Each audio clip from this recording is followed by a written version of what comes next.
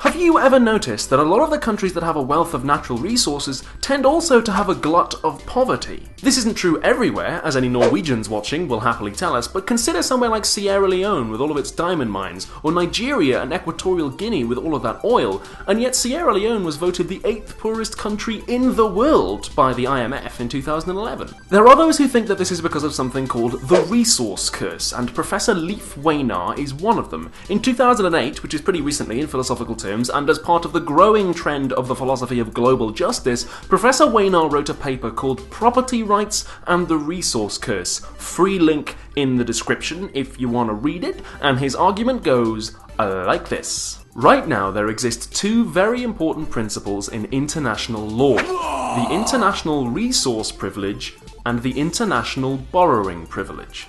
The international resource privilege is the principle that whoever has effective control of a country can sell its natural resources, and by effective control I just mean literal control, like the keys to the diamond mine. Whoever is running the show on the ground gets to sell the stuff. Similarly, the international borrowing privilege says that anybody who has effective control of a country can borrow money from other governments. The problem is, just because you control a country doesn't mean you represent the people. Take Equatorial Guinea, run by a man named Teodoro Obiang, who took control of the country in a coup in the late 70s, and even though Equatorial Guinea is supposed to be a democracy, you've got to be pretty brave to try running against him. Without getting into a big argument about the political history of Equatorial Guinea, let's assume for the sake of argument that Obiang does not represent the people, and yet he is selling off the natural resources because the governments of the world will buy them.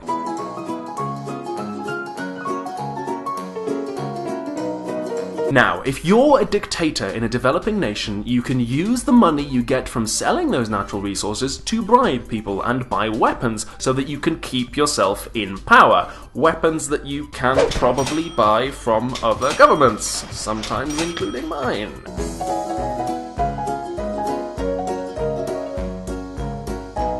You can also borrow money and get your country in so much debt that even if you get kicked out and a democracy is put in place in the future, they will still be paying it off. And you can keep most of that money for yourself. You're not accountable to the people, so you don't have to spend it on roads or healthcare or education. Just build another palace. Weinar thinks that this adds up to international law encouraging, or at the very least allowing, the sale of stolen goods, because, he says, natural resources belong to the people of the country in which they are found, and the dictators selling them do not represent the people. The way it works at the moment is whoever has effective control can sell the resources, but suppose I invaded a country and confiscated its resources. Leaving aside the issue of whether my invasion is lawful, surely I don't own those resources, I've nicked them, and if I don't own them, I cannot sell them, because if I don't own it, I can't transfer ownership of it to someone else. And if that's the case when I invade a country, what's the difference if somebody inside it takes it over by force? You might be thinking that we have to buy resources, stolen or not, because we need them. If we stopped buying stolen oil overnight, then we would all be screwed. Moreover, someone else is just going to buy it anyway, so we may as well. But Weinar has a suggestion. Suppose the UK government stops buying oil from Equatorial Guinea, but China buys $1 billion worth, and that oil is then converted into products like fuel and plastics and maybe just barrels of oil that is then sold to us. We can put a high tariff on all Chinese oil imports and then put the money from that tariff on one side until it adds up to $1 billion. Meanwhile, our banking sector gets a boost from hanging on to all of that money, and our manufacturing sector and the Scottish oil companies are happy because we're making life difficult for their Chinese competition. When Equatorial Guinea finally gets a real democratic government, we give them that $1 billion back. Our conscience is clear because we haven't directly funded a nasty government. Our economy gets a boost, and we have provided that country a $1 billion incentive for sorting out their government. We are getting the products we need whilst sowing the seeds of democracy. But here's a question. To whom do natural resources really belong? It's usually thought that they belong to the people of the country in which they are found, but that the state might control them on their behalf and maybe even transfer ownership of them to private individuals or corporations if it's in the people's interest. And that's where Wienar's argument comes in, that dictators who are not acting in the interest of the people are effectively stealing the resources.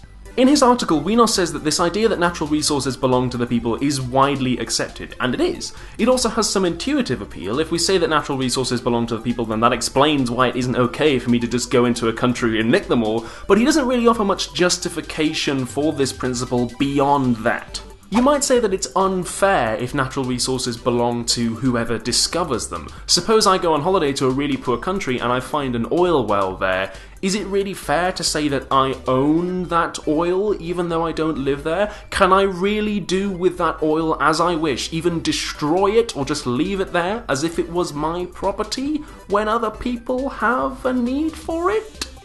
You might say that nobody owns natural resources. You might as well own the sun or own oxygen. They're just not the sorts of things that can be owned. But of course, if nobody owns them, then nobody can sell them, because selling something necessarily involves denying somebody access to it until they pay, and if you don't own it, then on what authority do you deny them access to it? So the idea that natural resources belong to the people kind of stands because the other suggestions have problems, but I personally can't think of any positive arguments for it. What do you guys think? Who do natural resources belong to? Is Wienar right that buying them from non-democratic countries is buying stolen property? And do you think his solution works? Next time we could either do Schopenhauer's aesthetics or Descartes' argument for the existence of God. For more philosophical videos every Friday, please subscribe, unless you are Teodoro Obiang, incumbent president of Equatorial Guinea. Last time we were talking about science fiction and possible worlds, so let's see what you guys had to say. Lots of people said that the film we were talking about, Another Earth, isn't a perfect illustration of modal realism because the two worlds interact. I know, I did say that in the video. The film doesn't represent modal realism, it represents counterpart theory, because there is a non-identical person who represents Rhoda, who is the subject of her feelings. So I'm sorry if I didn't make that quite clear enough. That's what we were doing, but you are all quite correct that it doesn't map onto modal realism. Fabio Real suggested that we just say modal statements aren't true, and then we don't need to bother with any of this discussion at all. Well, if modal statements aren't true, then it is false that the world could have been any other way. It is not the case that the world could have been different, which would mean that everything in the world that is true is necessarily true. It had to be true because it couldn't have been any other way.